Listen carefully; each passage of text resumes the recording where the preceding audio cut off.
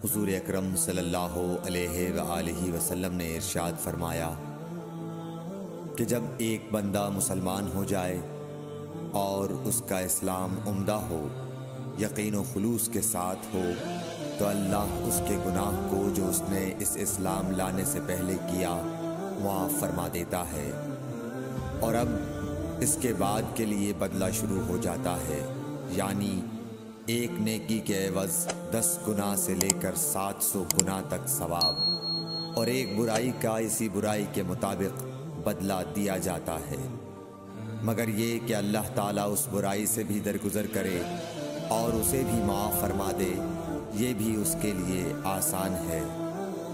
صحیح بخاری حدیث نمبر 41۔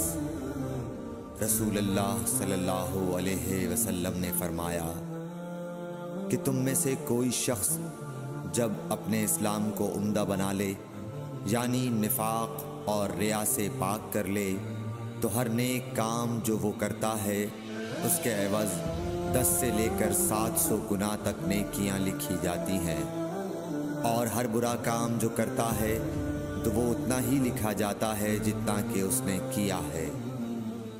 صحیح بخاری حدیث نمبر 42۔ رسول اللہ صلی اللہ علیہ وسلم ایک دن حضرت عائشہ رضی اللہ تعالی عنہا کے پاس آئے۔ اس وقت ایک عورت حضرت عائشہ رضی اللہ تعالی عنہا کے پاس بیٹھی تھی۔ آپ صلی اللہ علیہ وسلم نے دریافت کیا، یہ کون ہے؟ عرض کیا، فلاں عورت، اور اس کی نماز کے اشتیاق اور پابندی کا ذکر کیا۔ آپ صلی اللہ علیہ وسلم نے فرمایا، ٹھہر جاؤ، سن لو کہ تم پر اتنا ہی عمل واجب ہے جتنے عمل کی تمہارے اندر طاقت ہے۔ اللہ کی قسم، ثواب دینے سے اللہ نہیں اکتاتا، مگر تم عمل کرتے کرتے اکتا جاؤ گے، اور اللہ کو دین کا وہی عمل زیادہ پسند ہے جس کی ہمیشہ پابندی کی جا سکے، اور انسان بغیر اکتائے اسے انجام دے۔ صحیح بخاری حدیث نمبر 43۔ رسول اللہ صلی اللہ علیہ وسلم نے فرمایا، جس شخص نے لا الہ الا اللہ کہہ لیا اور اس کے دل میں جو برابر بھی ایمان ہے، تو وہ ایک نہ ایک دن دوزخ سے ضرور نکلے گا، اور دوزخ سے وہ شخص بھی ضرور نکلے گا جس نے کلمہ پڑھا اور اس کے دل میں گیہوں کے دانے برابر خیر ہے، اور دوزخ سے وہ بھی نکلے گا جس نے کلمہ پڑھا اور اس کے دل میں ایک ذرہ برابر بھی خیر ہے۔ صحیح بخاری حدیث نمبر 44۔ ایک یہودی نے حضرت عمر بن خطاب رضی اللہ تعالیٰ عنہ سے کہا کہ اے امیر المومنین، تمہاری کتاب قرآن میں ایک آیت ہے جسے تم پڑھتے ہو، اگر وہ ہم یہودیوں پر نازل ہوتی تو ہم اس کے نزول کے دن کو یوم عید بنا لیتے۔ آپ نے پوچھا، وہ کون سی آیت ہے؟ اس نے جواب دیا، سورہ مائدہ کی آیت کہ آج میں نے تمہارے دین کو مکمل کر دیا اور اپنی نعمت تم پر تمام کر دی اور تمہارے لیے دین اسلام پسند کیا۔ حضرت عمر رضی اللہ تعالی عنہ نے فرمایا کہ ہم اس دن اور اس مقام کو خوب جانتے ہیں۔ جب یہ آیت رسول اللہ صلی اللہ علیہ وسلم پر نازل ہوئی، اس وقت آپ صلی اللہ علیہ وسلم عرفات میں جمعے کے دن کھڑے ہوئے تھے۔ صحیح بخاری حدیث نمبر 45۔ طلحہ بن عبید اللہ کہتے تھے کہ نجد والوں میں سے ایک شخص حضرت صلی اللہ علیہ وسلم کے پاس آیا، سر پریشان یعنی بال بکھرے ہوئے تھے۔ ہم اس کی آواز کی بنبناہٹ سنتے تھے اور ہم سمجھ نہیں پا رہے تھے کہ وہ کیا کہہ رہا ہے، یہاں تک کہ وہ نزدیک آن پہنچا جب معلوم ہوا کہ وہ اسلام کے بارے میں پوچھ رہا ہے۔ حضرت صلی اللہ علیہ وسلم نے فرمایا کہ اسلام دن رات میں 5 نمازیں پڑھنا ہے۔ اس نے کہا، بس اس کے سوا تو اور کوئی نماز مجھ پر نہیں۔ آپ نے فرمایا، نہیں، مگر تو نفل پڑھے تو اور بات ہے۔ حضرت صلی اللہ علیہ وسلم نے فرمایا، اور رمضان کے روزے رکھنا۔ اس نے کہا، اور تو کوئی روزہ مجھ پر نہیں ہے۔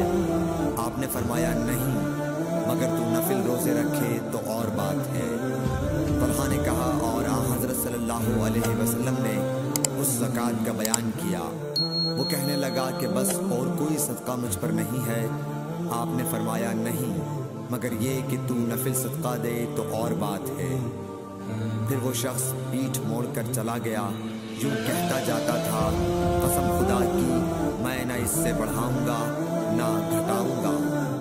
हज़रत सल्लल्लाहु अलैहि वसल्लम ने फरमाया, अगर ये सच्चा है तो अपनी मुराद को पहुंच गया।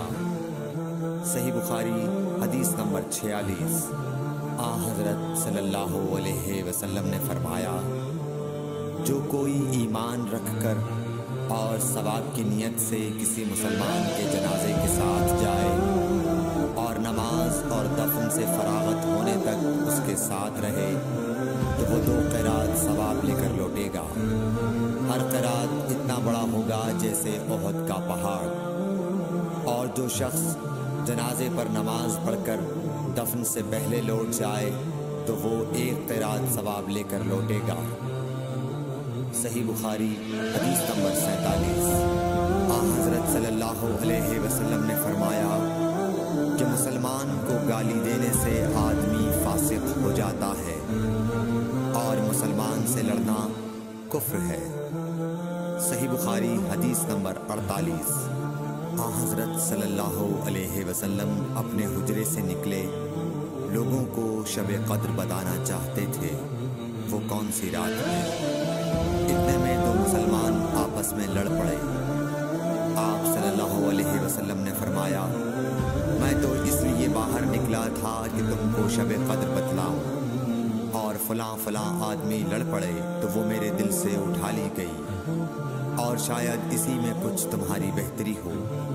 तो अब ऐसा करो कि शब क़द्र को रमज़ान की 27वीं, 29वीं और 25वीं रात में ढूंढा करो। सही बुखारी हदीस नंबर 49। एक दिन हज़रत सल्लल्लाहु अलैहि वसल्लम लोगों में तशरीफ़ फरमा थे कि आपके पास एक शख्स आया और पूछने लगा कि ईमान किसे कहते हैं। आप सल्लल्लाहु अलैहि वसल्लम ने फरमाया कि ईमान ये है कि तुम अल्लाह पाक के वजूद और उसकी वहदानियत पर ईमान लाओ और उसके फरिश्तों के वजूद पर और उस अल्लाह की मुलाकात के बरहक होने पर और उसके रसूलों के बरहक होने पर और मरने के बाद दोबारा उठने पर ईमान लाओ। फिर उसने पूछा कि इस्लाम क्या है। आप सल्लल्लाहु अलैहि वसल्लम ने फिर जवाब दिया कि इस्लाम ये है कि तुम खालिस अल्लाह की इबादत करो और उसके साथ किसी को शरीक ना बनाओ, और नमाज कायम करो और ज़कात फ़र्ज़ अदा करो और रमज़ान के रोज़े रखो। फिर उसने एहसान के मुताल्लिक़ पूछा। आप सल्लल्लाहु अलैहि वसल्लम ने फरमाया, एहसान ये है कि तुम अल्लाह की इबादत इस तरह करो गोया तुम उसे देख रहे हो। अगर ये दर्जा ना हासिल हो तो फिर ये तो समझो कि वो तुमको देख रहा है। फिर उसने पूछा कि क़यामत कब आएगी। आप सल्लल्लाहु अलैहि वसल्लम ने फरमाया कि इसके बारे में जवाब देने वाला पूछने वाले से कुछ ज़्यादा नहीं जानता, अलबत्ता मैं तुम्हें उसकी निशानियाँ बतला सकता हूँ।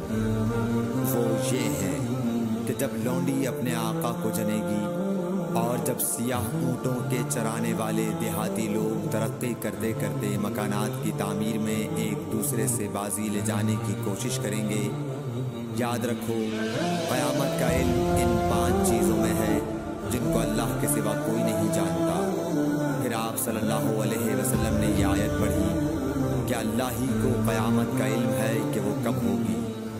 फिर वो पूछने वाला पीठ फेर कर जाने लगा। आपने फरमाया कि इसे वापस बुला कर लाओ। लोग दौड़ पड़े मगर वो कहीं नज़र नहीं आया। आप सल्लल्लाहु अलैहि वसल्लम ने फरमाया कि ये जिब्राईल अलैहिस्सलाम थे जो लोगों को उनका दीन सिखाने आए थे। सही बुखारी हदीस नंबर 50।